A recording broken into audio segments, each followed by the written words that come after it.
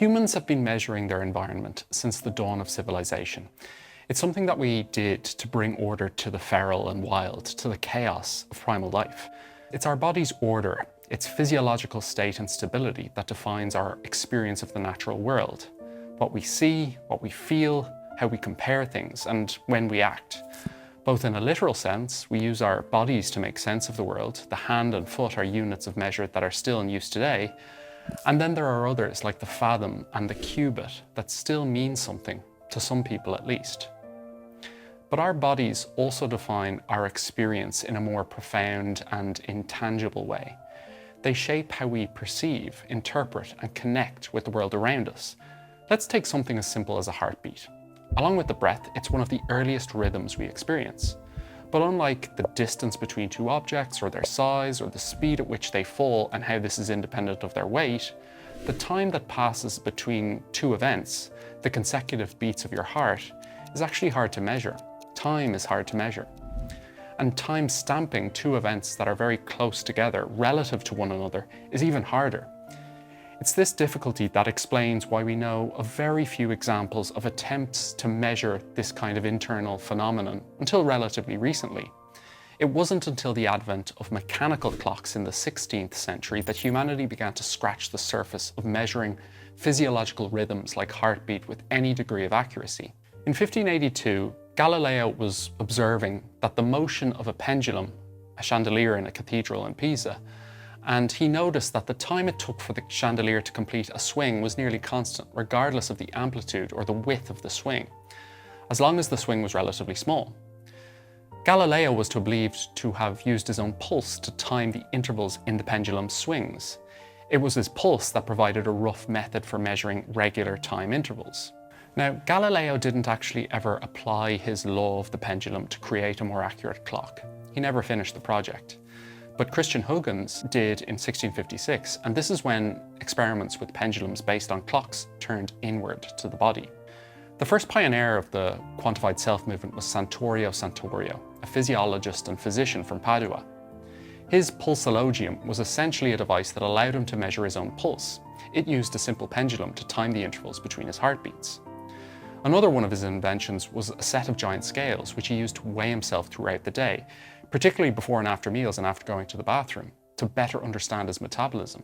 He did this for 30 years. And his efforts, his achievements, they marked a shift in mindset over the next century. The idea that the mysteries of the human body could be unlocked and understood, and ultimately predicted through careful measurement. So Santorio's insights were a revelation, but it took time for them to catch on. It took another century before Sir John Floyer developed the pulse watch, a modified pocket watch equipped with a seconds hand specifically calibrated to count heartbeats over a full minute. And after this, the rate of innovation started to accelerate. In the 19th century, the wristwatch was introduced. Initially, it was just a fashion item, but it became the main way that officers in World War I managed to coordinate their maneuvers and manage time-sensitive operations. After the war, those returning soldiers kept their wristwatches, and they became popular in civilian life. They were symbols of modernity and efficiency. In the following decades, the design of the wristwatch evolved, incorporating things like chronographs and luminous dials. It came to define the concept of a daily routine. But up to this point, the act of measurement was quite passive. The output of that measurement, whether it was a pulse rate or a body weight or a time interval between two events, wasn't acted upon in real time. The measurement was recorded almost out of interest, but rarely influenced immediate decisions or individual behavior. But that changed in 1965 with the release of the first pedometer. It was developed by a company called Yamasa Clock, and they called their product the Manpo K. A choice of words with a defining legacy for what measurement means in today's society, how it's used and misused, and how we internalize its logic. The literal translation is the 10,000 step meter. 10,000 steps is a metric we've all become accustomed to. It's usually cited as an ideal daily target for activity and built into loads of tracking apps and gadgets and fitness programs. It's actually presented with a kind of authority and ubiquity that you'd be forgiven for thinking it was the result of scientific inquiry. It's not. The reality is that it stems from a marketing campaign, by Yamasa Clock. The reason they settled on Manpo K, the 10,000 step meter, as the product name was because the kanji for 10,000, the first character in the product's Japanese name, looks like a figure striding forward with confidence. There was no science to justify 10,000 steps. It's just a visual pun. That's how the whole 10,000 steps thing came to be. This was the first instance of this metric being used to promote health, and it foreshadowed the evolution of modern consumer wearables for health measurement. Initially, measurement was confined to elite sports settings. You had the Finnish company Polar, or Polar Electro as they were then known, releasing the sport tester PE2000. This was a big deal. It was the world's first wireless heart rate monitor, but it was really niche. Today, we take the idea that you can log your heart rate continuously during exercise and define your target training intensity accordingly for granted. But it wasn't so long ago that this was all done by feel. And products like the PE2000 really moved the dial in terms of enabling athletes and coaches to take a more informed approach to their training. The benefits took years to manifest, but I fully believe that measurement is a core part of why we continue to see improvements in athletic performance. They increased the scope for empirically derived training principles. The 1990s then were defined by advancements in miniaturization of the electronic components. Basically, it became possible to develop compact portable devices that could be worn on the body. Now I say compact, but it's a term I use very loosely. The Casio PRT-1, for example, was the world's first compact running watch with GNSS, or a global navigation satellite system. But as you can see, it's massive by today's standards. It was released in 1999 and it was kind of a North Star for the earliest running watches. Garmin followed with their first forerunner, the 101, and very soon after the 201, but it wasn't until the 2000s when those engineering advancements in the 90s manifested in more user-friendly, not embarrassing to wear, commercially viable devices that actually measured some kind of physiological signal. A good example here is the Bodymedia Fit in 2001.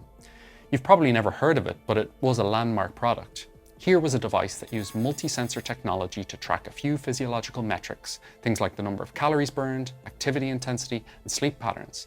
It wasn't commercially successful, but it was the first consumer wearable to combine multiple data signals to give a more comprehensive measurement of the human body and of health.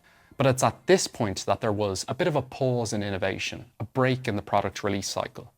Because with the exception of the Manpo meter, all of the wearables I've mentioned so far didn't really achieve widespread commercial success. They were niche products. And that's because early wearables, despite being groundbreaking in many ways, couldn't really make the most of the sheer volume of data they collected. A more powerful and versatile system was needed to manage and analyze and relay this information.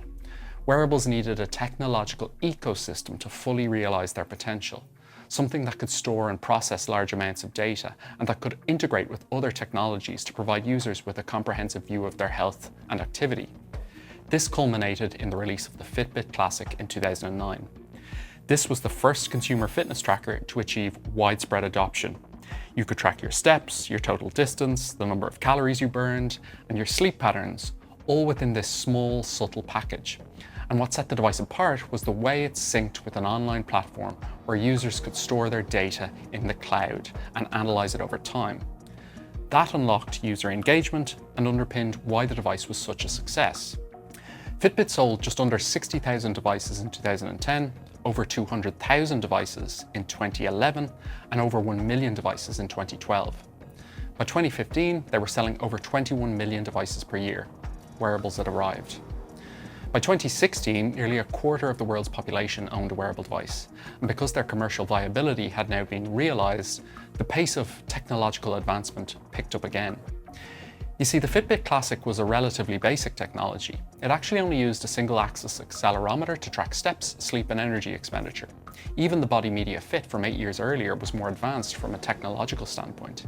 It had a 3-axis accelerometer, a temperature sensor, and galvanic skin response.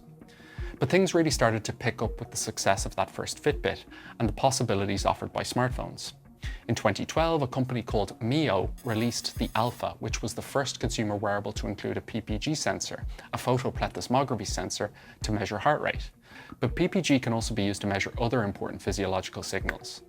For example, in 2014, Withings used PPG technology in their Pulse O2, which enabled blood oxygen saturation monitoring, a feature that has gradually become more widespread in consumer wearables in recent years. This was a time where innovation was sometimes more likely to be found in products from relatively small, new, agile companies trying to make a name for themselves in a rapidly expanding market rather than incumbents like Samsung and Apple.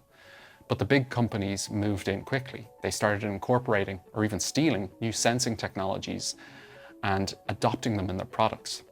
Apple released the first Apple Watch in 2015. It did have a PPG sensor, but only recorded heart rate intermittently to save battery life. It was more considered to be an extension of your phone initially, rather than a tool for measuring your health. But by the time the Series 4 was released in 2018, Apple had figured out where the real value was and doubled down on the watch as a health and fitness tracker. The Series 4 even had an ECG sensor, the first over-the-counter ECG device offered to consumers. Not strictly true. Apple had essentially taken a technology developed and released by a smaller company called AliveCore in their Cardioband the previous year, but history doesn't remember the minnows. Today, lots of mainstream wearables not only have GNSS, accelerometers, gyroscopes, PPG and ECG sensors, but also temperature, galvanic skin response and electrochemical sensors. They can measure your stress, your menstrual cycle, whether you have a fever, your blood pressure, your body fat percentage, and some days soon, your blood glucose level. If we look at all the different sensing modalities that have now been incorporated in something as small as a ring, this is the Oura Ring, first released in 2015, it's pretty astounding how far the field has come. Today, instead of giving you very general ideas of your step counts and sleep and the number of calories you've burned, all estimated quite inaccurately from a single sensor, modern wearables use an array of different sensing technologies to theoretically at least give you a more comprehensive, accurate and actionable idea of your health.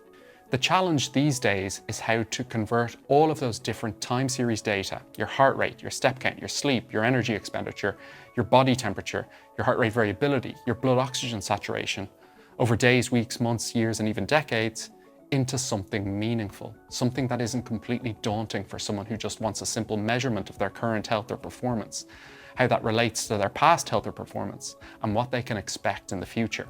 And the trend or the approach that companies have taken is to develop a kind of all-encompassing score that integrates this multi-signal time series data into a single value.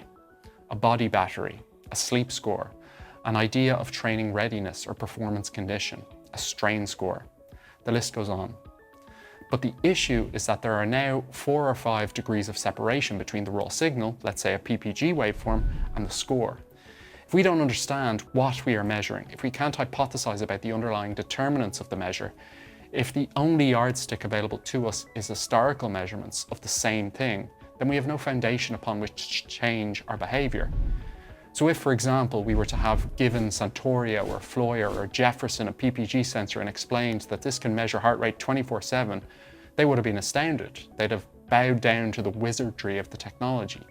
But if you gave them a body battery or a strain score, if you told them what it was supposed to represent, but said, I can't tell you how this works, you just have to trust me, I expect they'd consider it analogous to balancing the humors, the body fluids, something arbitrary and ethereal, something devoid of real explanatory power.